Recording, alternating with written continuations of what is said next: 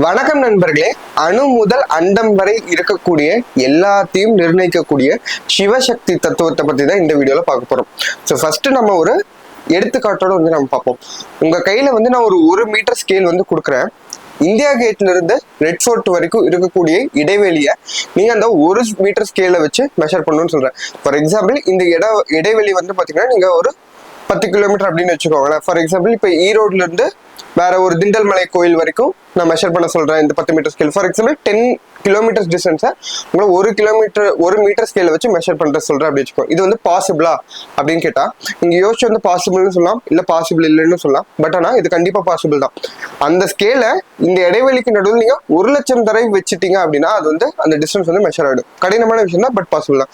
இதே மாதிரி ஒரு கடினமான விஷயம் தான் நம்ம அணுக்குள்ளேயும் பாத்தீங்கன்னா நியூக்ளியஸ்ங்கிறது ஒன்று இருக்கு. அந்த நியூக்ளியஸோட சைஸ் பாத்தீங்கன்னா 10⁻⁻15 மீட்டர். இந்த நியூக்ளியஸை சுத்தி ஆட்டம், மொத்த ஆட்டம் எலக்ட்ரான்ஸ் சுத்திட்டு இருக்கு இந்த ஆர்பிட்ல.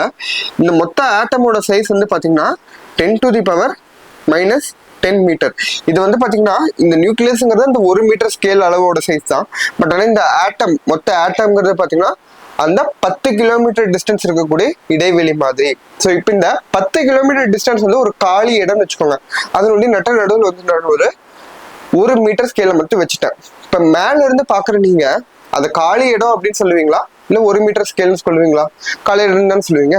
பட் ஆனா அதே மாதிரிதான் இந்த அணு, இந்த மொத்த ஒரு அணுங்கிறது பாத்தீங்கன்னா 99.999% பாத்தீங்கன்னா வெற்றிடமா தான் இருக்கு. இந்த அணுல பாத்தீங்கன்னா பக்கத்துல இருக்கக்கூடிய எல்லா அணுக்களும் இப்படி இருக்கு.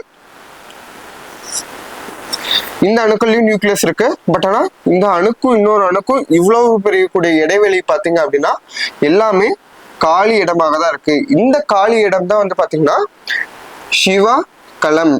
இதுதான் பாத்தீங்கன்னா சிவா ஃபீல்ட் இல்ல சிவகலம் அப்படின்னு நம்ம சொல்றோம்.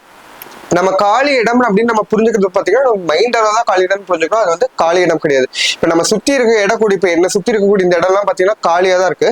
பட் ஆனா நம்ம உயிர் வாழ்வதற்கு தேவையான காற்று பாத்தீங்கன்னா இந்த காலி இடத்துல தான் நிரம்பி இருக்கு. அதே மாதிரிதான் இப்போ ஒரு எம்ஆர்ஐ டெஸ்ட் எடுக்க போறோம் அப்படின்னு பாத்தீங்கன்னா அந்த சுத்தி இருக்க இடம் நமக்கு பாக்குறது காலிதான் தெரியுது. பட் ஆனா அந்த இடத்துல தான் ஸ்ட்ராங் மேக்னெட்டிக் ஃபீல்ட்ஸ் இருக்கு.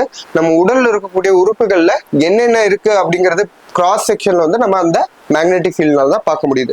சரிங்களா? இதுதான் சிவா ஃபீல்ட். எந்தெந்தெல்லாம் பார்ட்டிகிள்ஸா ஸ்தூல பொருளாக மேனிஃபெஸ்ட் ஆயிருக்கோ அதெல்லாமே பாத்தீங்கன்னா சக்திகளும். சரிங்களா? அடுத்தது அணுவை பார்த்தாச்சு. இப்ப மொத்த அண்டத்துக்கு நம்ம விரிவோம். இப்ப உங்களுக்கு மொத்த யூனிவர்ஸ் நீங்க பாக்குறீங்க. அந்த யூனிவர்ஸ் ஜூம் பண்ணிட்டே போறீங்க. அந்த யூனிவர்ஸ் சின்னதாயிட்டே வருது. இப்ப மொத்த யூனிவர்ஸ் உங்களுக்கு இவ்வளவுதான் இருக்கு. மொத்த யூனிவர்ஸ் உங்களுக்கு ஒரு புள்ளி மாதிரி தான் தெரியுது. இப்ப நீங்க வெளியில பாக்குறீங்க, அந்த யூனிவர்ஸ் வெளியில இருக்கு என்னன்னு பாக்குறீங்க பாத்தீங்கன்னா மொத்தமே ஒரு காலி இடம், வெற்று இடம் விரிந்து கிடக்குது. அந்த ஒரு காலி இடத்துல தான் பாத்தீங்கன்னா இந்த மொத்த மேனிஃபெஸ்டட் யூனிவர்ஸ், இந்த அண்டமா இருக்கக்கூடிய எல்லாமே அதுக்குள்ளதான் இருக்கு. அந்த அண்டம், அது அந்த மேனிஃபெஸ்டட் யூனிவர்ஸ் தான் பாத்தீங்கன்னா சக்திகளும். அந்த சுத்தி இருக்கக்கூடிய அந்த காலி இடம் எது அந்த மொத்த மேனிஃபெஸ்டட் யூனிவர்ஸை தாங்கி கொண்டு இருக்கோ அதுதான் பாத்தீங்கன்னா சிவகலம். சரிங்களா? இதுதான் அணுவிலையும் இதேதான் இருக்கு, அண்டத்திலும் இருக்கு. இந்த சிவகலத்துல, இந்த ஒன்றும் இல்லாத ஒரு சிவகலத்திலிருந்து பிரிஞ்சு வந்த ஒரு துளி தான் பாத்தீங்கன்னா இந்த உயிர். அந்த உயிர் தான் பாத்தீங்கன்னா இந்த மொத்த உடலுக்கு ப்ரொடியூஸ் பண்ணுது. இந்த மேனிஃபெஸ்டடான இந்த உடலை ப்ரொடியூஸ் பண்ணுது. இந்த உயிர் பாத்தீங்கன்னா சிவனுடைய ஒரு துளி, இந்த அன்மேனிஃபெஸ்டட் காம்பனன்டோட ஒரு துளி. இந்த உடலுங்கிறது பாத்தீங்கன்னா இந்த ஸ்தூல சரீரம் பாத்தீங்கன்னா இது சக்தியினுடைய வெளிப்பாடு. சரிங்களா? இது ஜென்ரலா நம்ம புரிஞ்சுக்கிட்டோம். இப்ப இந்த சிவத்தை நம்ம புரிஞ்சுக்கணும் அப்படின்னா என்ன பண்ணணும் அப்படின்னு பாத்தீங்கன்னா, ஃபார் எக்ஸாம்பிள் இப்ப நான் இந்த உடம்புல இருக்கக்கூடிய கிட்னியை பத்தி படிக்கணும், இல்ல லிவரை பத்தி படிக்கணும் அப்படின்னா என்ன பண்றாங்க? இப்போ உங்க உடம்புல இருக்கக்கூடிய கிட்னி சரியா செயல்படுதா இல்லையா அப்படின்னு தெரிஞ்சுக்கணும். டாக்டர்ஸ் என்ன பண்றாங்க? ஒரு பிளட் டெஸ்ட் எடுக்கிறாங்க. அது ஒரு 2 ml பிளட் சாம்பிள் எடுக்கிறாங்க. அது லேபுக்கு போகுது. அதுக்கப்புறம் பாத்தீங்கன்னா சென்ட்ரிஃபியூஜுங்கிற ப்ராசஸ் பண்றோம். அதுல நம்ம ரத்த அணுக்களையும் அதுல இருக்கக்கூடிய பிளாஸ்மாவையும் நம்ம தனித்தனியா பிரிச்சு எடுக்கிறோம். பிரிச்சு எடுத்ததுக்கு அப்புறம் பாத்தீங்கன்னா அந்த பிளாஸ்மால வெறும் 100 மைக்ரோ லிட்டர்ஸ் அளவு தான் பாத்தீங்கன்னா மொத்த பிளட் டெஸ்டையும் உங்களுக்கு சாம்பிள் பண்றாங்க. வெறும் 100 மைக்ரோ லிட்டர்ஸ் அளவு சாம்பிள் தான் பாத்தீங்கன்னா உங்களுக்கு டெஸ்டிங் பண்றாங்க. அந்த 100 மைக்ரோ லிட்டர் சாம்பிள் இந்த 70 கிலோ உடம்புல இருக்கக்கூடிய இந்த கிட்னி எப்படி இருக்கு, லிவர் எப்படி இருக்கு அப்படின்னு துல்லியமா சொல்லுது. அதே மாதிரிதான் இந்த மொத்த உடம்பு இந்த சிவக்களத்தை மொத்த சிவத்தையும் வந்து படிக்கணும் அப்படின்னா நம்ம அந்த சிவத்துக்கே போய் படிக்கணுங்கிற அவசியம் கிடையாது. அந்த சிவத்துல இருந்து வந்த ஒரு துளியான இந்த உயிரை பத்தி தெரிஞ்சுக்கிட்டாலே இந்த மொத்த சிவத்தையும் நம்ம தெரிஞ்சுக்கலாம். ஒரு கடலுடைய மொத்த தன்மையும் படிக்கலாம். அந்த கடல்ல இருந்து ஒரு துளி எடுத்து நீங்க படிச்சீங்கன்னா அந்த ஒரு துளியில தன்மை என்ன இருக்கோ அதுதான் வந்து அந்த மொத்த கடலினுடைய தன்மையா இருக்கும். இததான் வந்து பாத்தீங்கன்னா யதா பிண்டே ததா பிரம்மாண்டே, அண்டத்தில் உள்ளதுதான் பிண்டத்தில் உள்ளது அப்படிங்கறத சொல்றாங்க. இதையேதான் வந்து இந்த சிவசக்தி தத்துவத்தை தான் ஔவையார் வந்து விநாயகர் அகவல்லையும் என்ன சொல்றாங்க அப்படின்னு பாத்தீங்கன்னா, அணுவிற்கு அணுவாய் அப்பாளுக்கு அப்பாளாய் அப்படின்னு வந்து சொல்றாங்க. ஸோ இன் ஜென்ரல் நம்ம இப்ப சிவ சக்தி அப்படிங்கிறதுனா என்ன அப்படிங்கறத நம்ம பாத்துக்கிறோம்.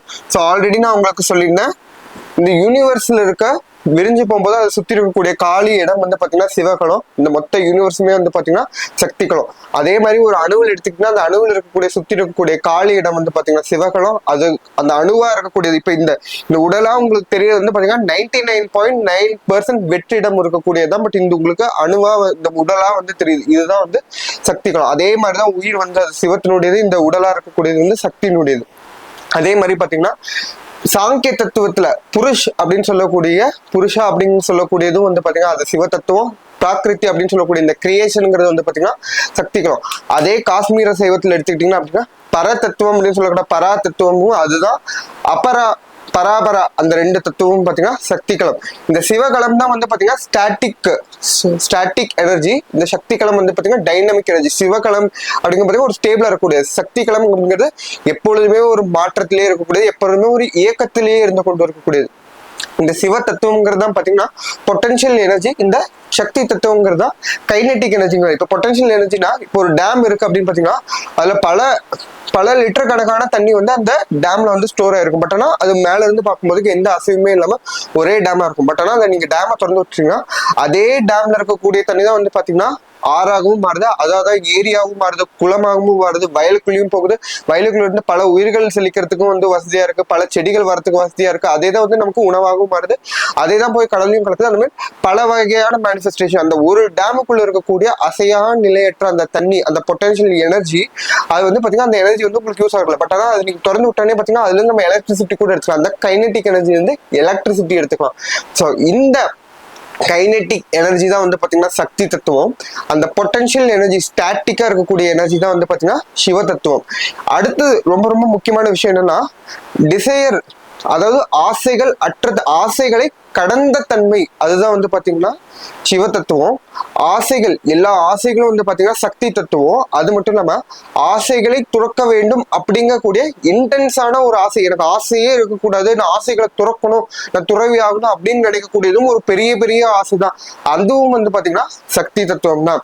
எவன் வந்து இப்ப வள்ளுவர் என்ன சொல்றாங்கன்னா, பற்றுக பற்றற்றான் பற்றை அப்பற்றை பற்றுக பற்று விடற்கு அப்படின்னு சொல்றாங்க. பற்றுகன்னு தான் சொல்றாரு ஃபர்ஸ்ட்.